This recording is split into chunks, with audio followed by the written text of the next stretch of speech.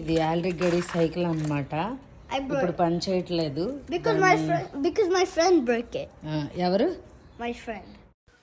Hello అండి, విన్నారు కదా ఆల్రిక్ సైకిల్ పాడైపోయింది కాబట్టి ఇంకో సైకిల్ కొనడానికని మేము వెళ్ళాం అనమాట. వాడు ఏలిపెట్టి చూపించాడు కదా, అదే వాడు సెలెక్ట్ చేసుకున్న బైక్ అయితే అక్కడే ఫిక్స్ చేయించడానికి ఇచ్చేసాం అనమాట. ఆస్ట్రేలియాలో బైక్ కొనాలి అని అంటే ఒక సైకిల్ కొనాలి అని అంటే దగ్గరగా 5,000 రూపాయలు అవుతుంది మన డబ్బుల్లో. చూడండి, మీకు కనుక హెల్మెట్ ఎలా పెట్టుకోవాలో తెలియకపోతే బెనాయిట్ని చూసి నేర్చుకోండి. అలా హెల్మెట్ పెట్టుకోవాలి. బెనాయిట్ అయితే అక్కడ ఒక సైకిల్ ట్రై చేశాడు కానీ వాళ్ళు ఏంటంటే వాటికి పెడల్స్ పెట్టలేదన్నమాట, కాబట్టి వాడికి కుదరలేదు. తర్వాత స్కేట్ బోర్డ్ అంటే వాడికి చాలా ఇష్టం.